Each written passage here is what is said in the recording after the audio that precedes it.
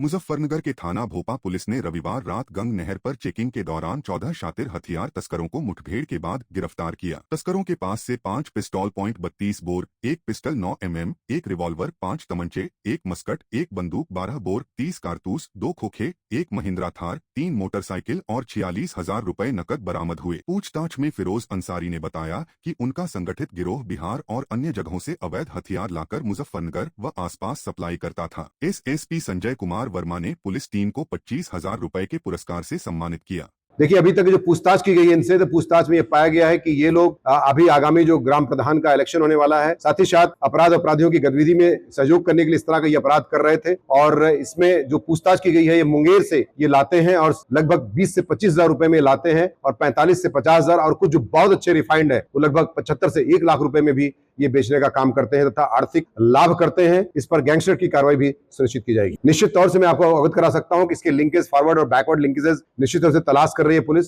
और इसमें और अपराधियों के नाम संज्ञान में आएंगे, तदनुसार अग्रिम विधिक कार्रवाई उनके खिलाफ अमल में लाई जाएगी। ये 1 साल से, जैसा कि उन्होंने पूछताछ स्वीकार किया है कि लगभग 1 साल से और अब तक 50 से 60 असलहे ये बेच चुके हैं।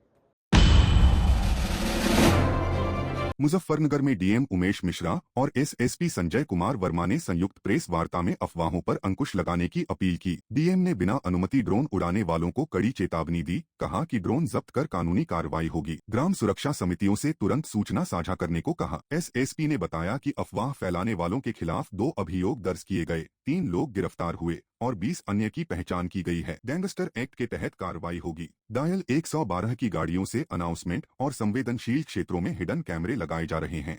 देखिए, मैं आपको अवगत करा दूं, हमारे जिलाधिकारी महोदय भी बैठे हुए हैं और किसी प्रकार की अफवाह जो जनपद मुजफ्फरनगर में फैलाने का प्रयास कर रहा है या प्रयास करने का जो भी शिकायतें प्राप्त हुई थी, इसमें 2 अभियोग अब तक दर्ज किए गए हैं और 3 लोगों को गिरफ्तार किया गया है, मैं आपको बता दूं। और इनमें जो गिरफ्तारियां हैं उनमें हम गैंगस्टर की कार्रवाई भी सुनिश्चित कर रहे हैं। साथ ही साथ मैं बता दूं कि जो भी और शिकायतें प्राप्त हुई थी उनमें हमने लगभग 20 लोगों को गिरफ्तार किया है अब तक, और गिरफ्तारियां इसमें की जाती रहेंगी। और इसमें जो हमारा प्लान है, उस योजना के तहत मैं बता दूं आपकी ग्राम सुरक्षा समिति की मीटिंग ऑर्गेनाइज की जा रही है। बहुत ही हर गांव लेवल पर मीटिंग की जा रही है। साथ ही साथ 112 से अनाउंसमेंट कराया जा रहा है और आप देख रहे होंगे कि बराबर मोटरसाइकिल सवारों से लेकर के हमारे जो पुलिसकर्मी हैं, साथ ही साथ जो 4 पहिया की हमारी जो 112 की गाड़ियां हैं, सबसे बराबर अनाउंसमेंट कराया जा रहा है। कुछ लोग ड्रोन या इस प्रकार की हरकत करके लोगों में एक भय का माहौल पैदा करना चाहते हैं। जनपद मुजफ्फरनगर की पुलिस ने ऐसे लोगों के विरुद्ध गंभीर कार्रवाई भी की है और हमारा ये प्रयास है कि हम गांव-गांव तक पहुँचें, गांव सुरक्षा समितियों को हम अपने विश्वास में लें। और आप लोगों के माध्यम से भी मैं सबसे अनुरोध करूंगा समस्त जनपदवासियों से कि वो कोई भी इस प्रकार की सूचना होती तत्काल हमें बताएं, पुलिस को बताएं और हम लोग तत्काल मौके पर पहुंचकर इस प्रकार की समस्याओं का जो भी होगा उस पर समाधान करेंगे। जो ऐसे अवांछनीय तत्व होंगे उनके विरुद्ध गंभीर कार्रवाई की जाए। मुजफ्फरनगर को स्मार्ट सिटी बनाने की दिशा में बड़ा कदम उठने जा रहा है। राज्य मंत्री कपिल देव अग्रवाल ने सहारनपुर में सीएम योगी आदित्यनाथ से मुलाकात कर नगर पालिका क्षेत्र के विकास का प्रस्ताव रखा। 6 लाख से अधिक आबादी वाले इस शहर की जरूरतों को देखते हुए सीएम ने इंटीग्रेटेड डेवलपमेंट प्लान तैयार करने के निर्देश दिए। इसमें ड्रेनेज और सीवरेज सिस्टम, अंडरग्राउंड बिजली केबलिंग, नए बस अड्डे, शामली रोड चौड़ीकरण और मल्टीलेयर कॉम्प्लेक्स शामिल हैं। सीएम योगी ने कहा कि मुजफ्फरनगर को बुनियादी सुविधाओं में एक मॉडल शहर बनाया जाएगा। मंत्री कपिल देव ने इसे पश्चिम यूपी के लिए ऐतिहासिक कदम बताया। हम सबके लिए सौभाग्य का विषय है कि इस प्रदेश के बहुत ही ऊर्जावान यशस्वी मुख्यमंत्री श्री योगी आदित्यनाथ जी ने स्वयं सहारनपुर आकर के सहारनपुर मंडल के विकास योजनाओं की समीक्षा की। विशेष रूप से सार्वजनिक निर्माण विभाग, पीडब्ल्यूडी, नगर विकास विभाग और पर्यटन, उसके साथ साथ कानून व्यवस्था की समीक्षा की, जिसके अंदर पूरे मंडल के सभी जनप्रतिनिधि, माननीय मंत्रीगण, विधायक, एमएलसी उसके अंदर उपस्थित रहे। सदन में प्रस्ताव भी मांगे। चूंकि हमारा क्षेत्र विशेष रूप से नगर पालिका क्षेत्र में विधानसभा अधिकांश रूप से आती है, तो मुजफ्फरनगर के लिए इंटीग्रेटेड डेवलपमेंट प्लान ऐसा निवेदन मैंने मुख्यमंत्री से किया जिसमें ये शहर स्मार्ट सिटी बने। मुझे हर्ष इस बात का कि आदरणीय मुख्यमंत्री योगी आदित्यनाथ जी ने जिस प्रकार से नगर निगम को डेवलप करने का काम किया है, 17 नगर निगम उत्तर प्रदेश के अंदर है, उन सभी को स्मार्ट सिटी का दर्जा देने का काम किया। उसी तरह पर मुजफ्फरनगर भी स्मार्ट सिटी के रूप में डेवलप होगा, ये घोषणा मुख्यमंत्री ने की है। चूंकि विशेष रूप से मुजफ्फरनगर की आबादी लगभग सारा मुजफ्फरनगर की वोट है वो 4.5 लाख से अधिक वोट इस समय है और कई नगर निगमों से अधिक संख्या यहाँ मतदाताओं की है। तो निवेदन उन्होंने स्वीकार किया जिसके अंदर जल निकासी, शहाबुद्दीनपुर पर एक STP, नालों का निर्माण, सड़कों का चौड़ीकरण और विशेष रूप से जो बिजली की लाइनें हैं, बिजली के खंभे हैं उनको अंडरग्राउंड ऐसा करने का निवेदन आदरणीय मुख्यमंत्री से हमने निवेदन किया। उन्होंने फिर प्रस्ताव तैयार करके देने के लिए कहा है। तो शीघ्र ही हम जिलाधिकारी को निर्देशित करेंगे इस बात के लिए कि मुजफ्फरनगर विकास प्राधिकरण, नगर पालिका, PWD, जल निगम, नमामि गंगे, आवास विकास, ऐसे सारे विभागों के साथ एक समीक्षा बैठक करके बातचीत करके उनको निर्देशित करके हम उस बैठक के अंदर रहेंगे, नगर पालिका अध्यक्ष बैठक में रहेंगी और सबका एक समग्र प्लान इस शहर का करेंगे। तो शहर के अंदर सर्वांगीण विकास कैसे हो वो प्रस्ताव शीघ्र आदरणीय मुख्यमंत्री जी के पास पहुंचेगा और मुझको लगता है कि क्रम से उसकी घोषणाएं होंगी और निश्चित रूप से बहुत जल्दी मुजफ्फरनगर स्मार्ट सिटी के रूप में उसकी कार्ययोजना तैयार होकर के मुख्यमंत्री को हम देंगे, वो वहाँ पहुंचेगी और उसकी स्वीकृति मिलेगी।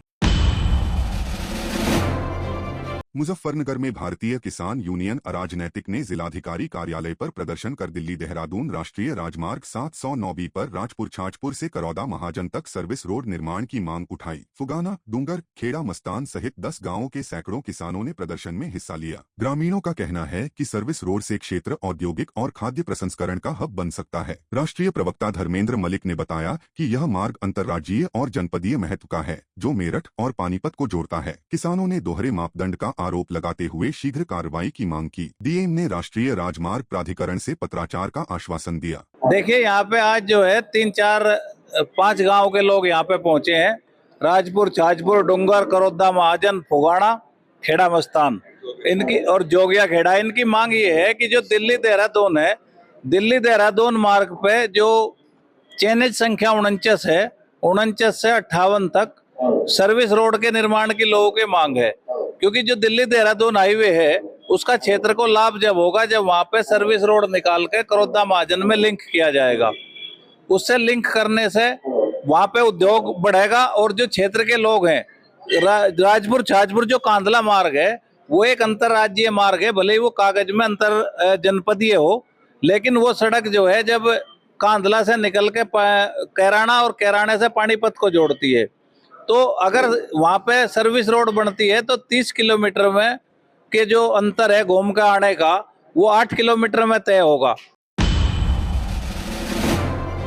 मुजफ्फरनगर में राष्ट्रीय लोकदल छात्र सभा ने सर्कुलर रोड स्थित RAD कार्यालय पर एक भव्य कार्यक्रम आयोजित किया। कार्यक्रम में राष्ट्रीय अध्यक्ष डॉक्टर राजीव बालियान और क्षेत्रीय अध्यक्ष सौरभ चौधरी मुख्य अतिथि रहे। जिला अध्यक्ष नितेश चौधरी ने नई कार्यकारिणी की घोषणा की। हजारों छात्रों ने जुलूस निकालकर नेताओं का स्वागत किया। कार्यक्रम में पूर्व मंत्री योगराज सिंह, धर्मवीर बालियान, संदीप मलिक, ओमदत्त शर्मा और संजय राठी सहित कई नेता मौजूद रहे। सभी पदाधिकारियों को नियुक्ति पत्र दिए गए। जय किसान जय छात्र के नारे के साथ छात्रों ने संगठन को मजबूत करने का संकल्प लिया। आज हमने जो है अपनी कमेटी घोषित करी है, इसमें उपाध्यक्ष, विधानसभा अध्यक्ष, नगर अध्यक्ष, सचिव, महासचिव, हमने जो है करीबन 50 लोगों को जोड़ा है अपने साथ और जो है हमारी पार्टी का सदस्यता अभियान चल रहा है। और हमारा जो है पहले दिन से ही मैंने एक बात कही थी जब यहाँ पर हमारा कार्यक्रम हुआ था कि हम सबसे ज्यादा सदस्य जो होंगे वो छात्र सभा से होंगे और हम अब जो है अपनी सारी कमेटी को लेके चलेंगे और जो है जगह जगह कार्यक्रम करेंगे और हमारा टारगेट रहेगा कि हम जो है 50,000 के आसपास सदस्य छात्रों को इस जो है पार्टी अपनी पार्टी से जोड़कर पार्टी को और मजबूत करने की कोशिश करें। आज हमारे जिला अध्यक्ष नितेश चौधरी द्वारा भाई जो है पद नियुक्ति की गई, छात्रों को जोड़ा गया छात्र सभा से और राष्ट्रीय लोकदल पार्टी को मजबूत करने का कार्यक्रम आज हमने किया है और आगे छात्रों की लड़ाई और आगे छात्रों की जो भी समस्या होगी उसके लिए भी हम तत्पर हैं।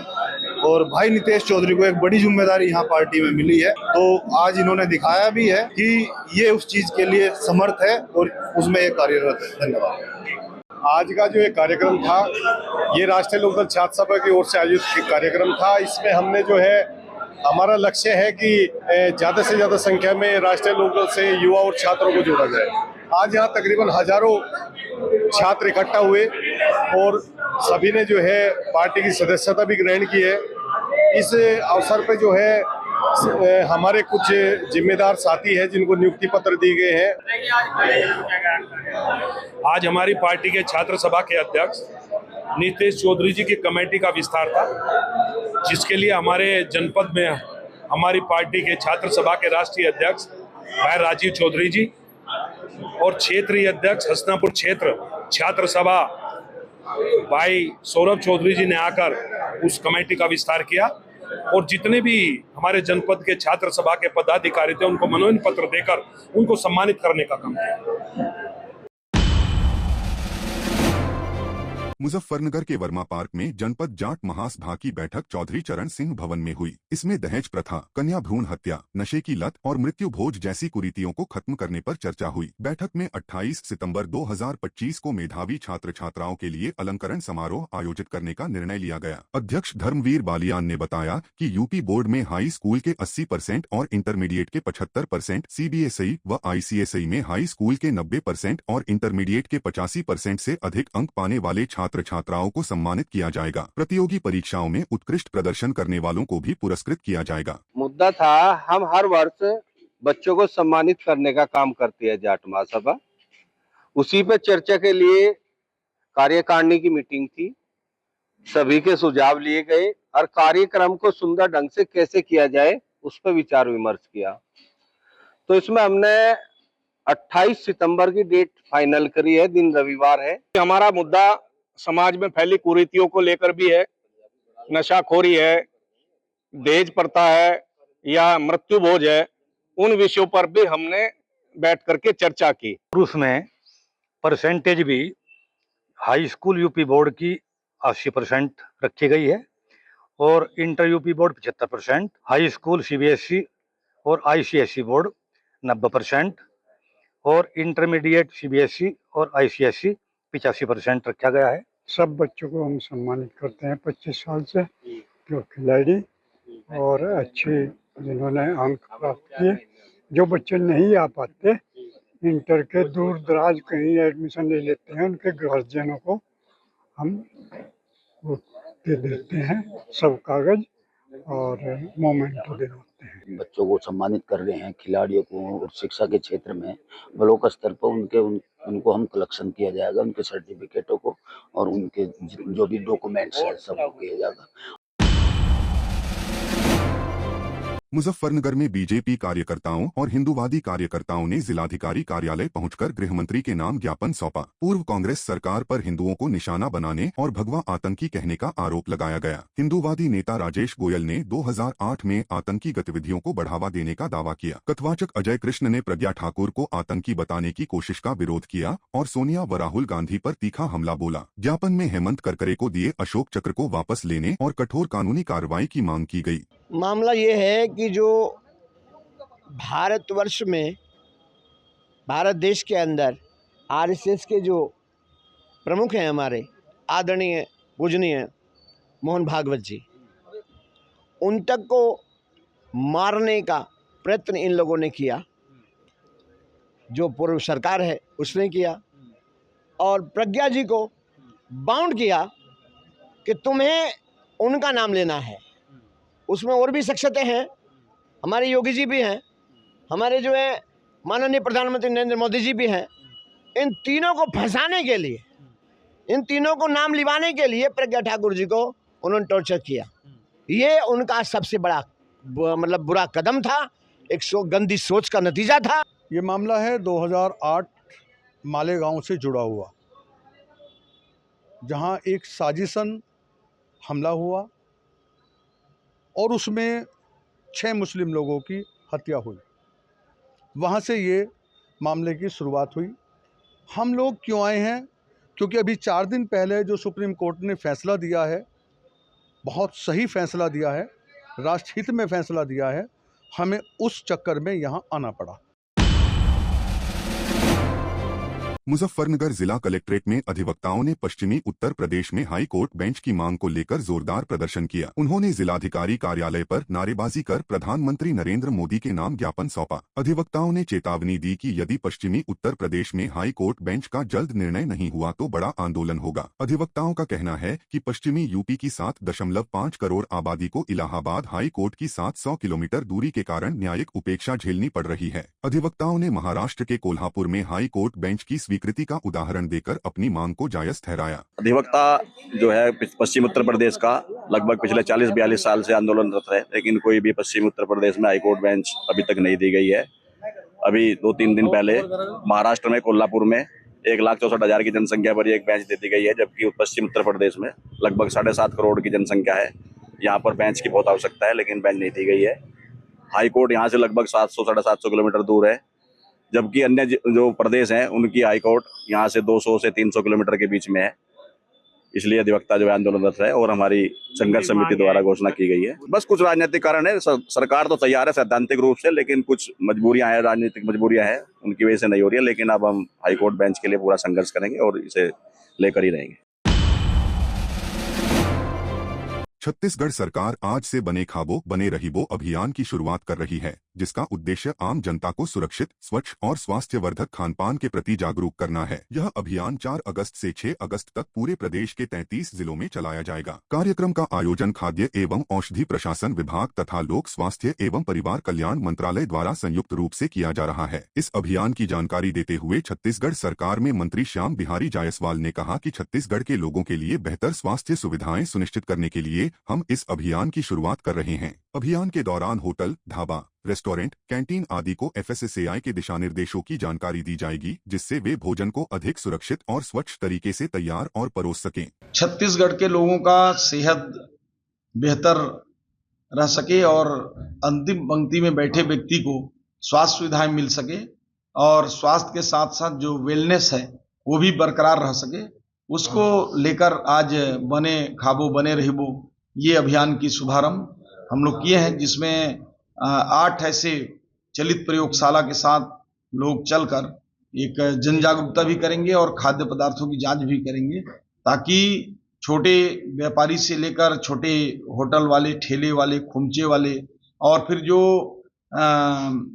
त्योहारी सीजन में जो मिठाइयाँ हैं, खोआ है, पनीर है या दूध और अन्य से बना हुआ जो मिठाइयाँ हैं वो अच्छी गुणवत्ता की मिल सके, उसके लिए हम चलित लैब भी साथ में रखे हैं।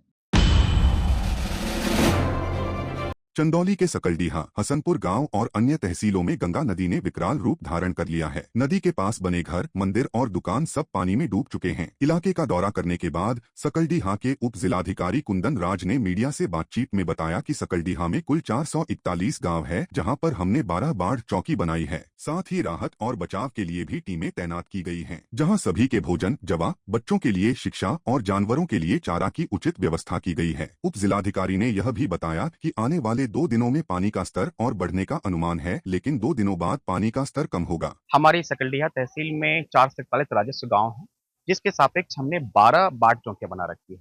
और उसकी सबसे महत्वपूर्ण बाढ़ चौकी हमारी मारूपुर बाढ़ चौकी है, क्योंकि ये बिल्कुल गंगा किनारे बसा हुआ है। और यहाँ पे जो हसनपुर गाँव है, जो सर्वाधिक बाढ़ प्रभावित क्षेत्र होता है, और वहाँ 7 परिवार ऐसे हैं जो प्रत्येक वर्ष बाढ़ से प्रभावित होते हैं। हम लोग की मंशा होती है कि उनको बाढ़ से आने से पहले ही उनको सुरक्षित स्थान पर यहाँ ले आए, उनकी पूरी खान पान की व्यवस्था, उनके पशुओं की चारा की व्यवस्था, उनकी पढ़ाई की व्यवस्था और उनकी चिकित्सीय सुविधा, ये सब सुविधाएं हम लोग उसको प्रदान कर रहे हैं। अभी जो इनपुट्स आ रहे हैं कि 1 से 2 दिन अभी पानी इंक्रीज करेगा, बढ़ेगा, लेकिन 2 से 3 दिन के बाद ऐसा अनुमान है कि पानी घटेगा। जी, हम हसनपुर गांव के रहने वाले हैं। चंदौली जिला हमारा यहाँ चंदौली जिला है। बाढ़ की सुविधा में हमें सुबह का नाश्ता, दोपहर में खाना और शाम में खाना मिल रहा है। बाढ़ के विषय में तो अभी हम कुछ कह नहीं सकते, क्योंकि अभी बाढ़ के बढ़ते हुए पानी को देखकर हमको लगता है कि अभी 2-3 दिन हो सकता है या बढ़ेगा या फिर घट भी सकता है। इसके लिए हम कुछ कह नहीं सकते अभी। ये सुबह शाम यही खाना मिल रहा है और पशु के लिए चारा मिल रहा है। रहना खाना फ्री है, वो क्या नाम है, जो व्यवस्था तो है। हाँ, यहाँ पे मेडिकल है, वो स्कूल में दवा मिल रही है, जो बीमार है वो मिल रहा है दवा।